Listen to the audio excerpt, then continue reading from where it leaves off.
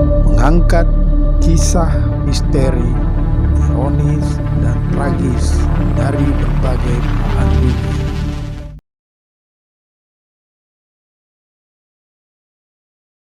Assalamualaikum warahmatullahi wabarakatuh. Salam revolusi akhlak.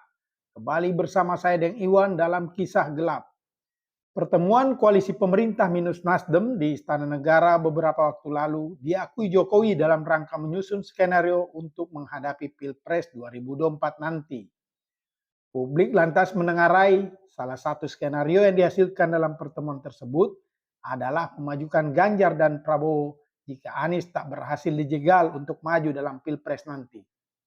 Selain itu, kelompok status quo dan oligarki juga diduga akan menggunakan cara-cara kotor, yakni menguasai KPU dan MK atau Mahkamah Konstitusi. Namun, koalisi perubahan pengusung Anies bergeming dan Surya Paloh pun sudah menabuh genderang perang. Lantas, bagaimana cara Anies bisa memenangkan pertarungan nanti? Kita saksikan kisahnya dalam video berikut. Yuk, kita nonton sama-sama.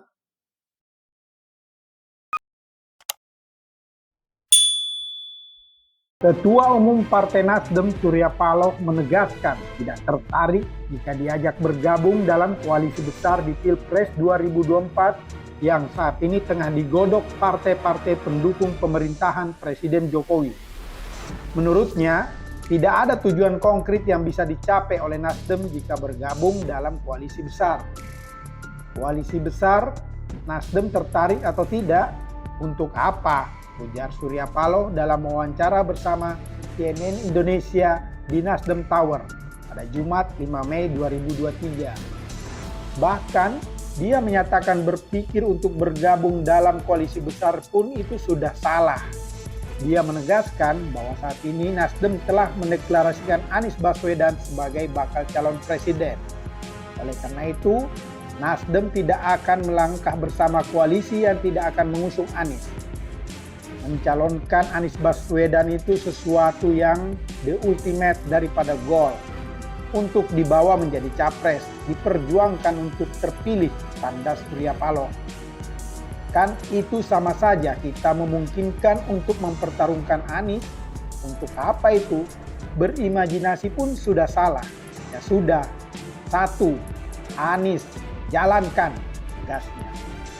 Merespon hal tersebut, aktivis 7778 Indra Adil menilai pernyataan Surya Paloh menyiratkan sikap Nasdem yang konsisten mencapreskan Anies bersama Partai Demokrat dan PKS dalam koalisi perubahan untuk persatuan.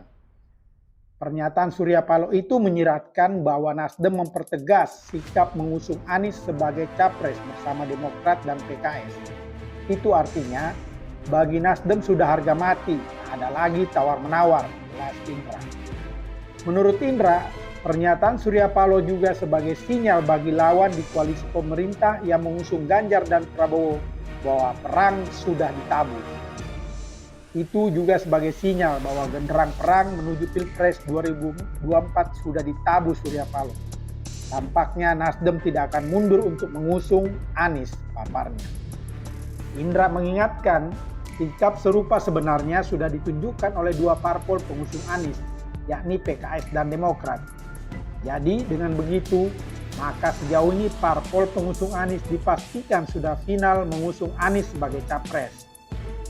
Saat PKS deklarasi Anies, kan jelas pimpinan PKS meminta kepada seluruh kader dan caleg untuk lebih kencang mensosialisasikan Anies sebagai capres. Begitupun dengan Demokrat. Saat di kantor DPP Demokrat sekitar bulan Februari lalu, Ketua Umum Demokrat AHY menyerukan kepada seluruh kadernya untuk mendukung Anies demi perubahan bagi negeri. Jadi, 3 parpol pengusung Anies sudah final mengusung Anies, papar Indra. Meski begitu, Indra juga mengingatkan bahwa untuk menang bukan hal mudah bagi Anies. Sebab parpol koalisi pemerintah bersama oligarki tidak akan tinggal diam. Mereka akan menggunakan berbagai cara untuk menjegal atau mengalahkan Anies. Status quo yang tergabung dalam pemerintah bersama oligarki tak akan tinggal diam. Baru saja parpol koalisi pemerintah minus Nasdem kumpul di istana bahas strategi Pilpres dan itu diakui Jokowi. Makanya Nasdem tak dilibatkan karena mereka sudah menyusun skenario besar untuk menjegal atau mengalahkan Anies di Pilpres nanti, ujar Indra. Salah satu skenario yang dilakukan adalah dengan memajukan Ganjar dan Prabowo sebagai capres. Hingga lanjut Indra, posisi Anies terkepung. Jadi jika Anies lolos menjadi capres akan dikeroyok dan yang lolos ke putaran kedua Ganjar dan Prabowo. Jadi siapapun pemenang, baik Ganjar maupun Prabowo, itu berarti status quo dan oligarki lah pemenangnya. Pertemuan di istana itu lahirkan skenario rezim untuk mempertahankan kekuasaan, yakni mengajukan Ganjar dan Prabowo sebagai capres untuk pecah suara Anies. Sebab jika Ganjar dipasangkan Prabowo, maka besar kemungkinan Anies mudah menang dalam satu putaran, jelas Indra. Strategi lain yang dimainkan adalah menguasai Komisi Pemilihan Umum atau KPU dan Mahkamah Konstitusi atau MK. Jika terjadi sengketa pemilu, maka akan dibawa ke MK dan sandiwara Pilpres 2019 terulang. Skenario yang dimainkan adalah kuasai KPU dan MK. Ingat, Ketua MK Anwar Usman itu adik ipar Jokowi. Jadi Anies benar-benar berhadapan dengan kekuatan besar. Dan itu sudah diakui Anies sendiri, tutur Indra. Nah, jika keadaannya sudah begini, maka kata Indra, Anies harus lebih gigih dan berani tampil ke depan memimpin perubahan. Sebab sudah nyata dukungan mayoritas rakyat sangat besar kepada Anies. Itu modal Anies maju ke medan tempur melawan status quo dan oligarki. Faktanya banyak kader parpol pengusung Ganjar atau koalisi rezim seperti P3 dan PAN rela keluar dari partainya dan menjadi relawan Anies. Begitupun relawan-relawan lain non-parpol yang begitu antusias menyambut Anies saat berkunjung ke daerah. Mereka semua berharap perubahan. Mereka melawan bersama Anies. Jadi kunci kemenangan ada pada Anies. Dia harus lebih berani dan tampil di depan melawan. Jangan mengulangi drama pada Pilpres 2019 saat rakyat begitu bersemangat mendukung paslon nomor 2, namun ternyata mengkhianati rakyat pendukungnya. Bilangnya timbul tenggelam bersama rakyat, tapi dia timbul sendiri dan rakyat ditinggal, pungkasnya. Kini mayoritas rakyat menanti Anies dengan gagah berani memimpin perubahan. Di pundak Anies ada amanah yang harus dijalankan. Anies tak sendiri, rakyat bersamamu. Demi terwujudnya negeri baldatun thayyibatun wa rabbun ghafur.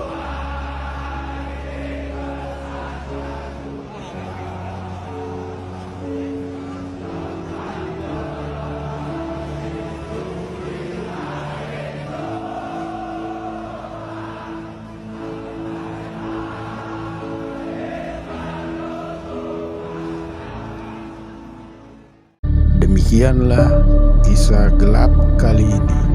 Sampai bertemu dalam kisah gelap berikutnya. Wassalam.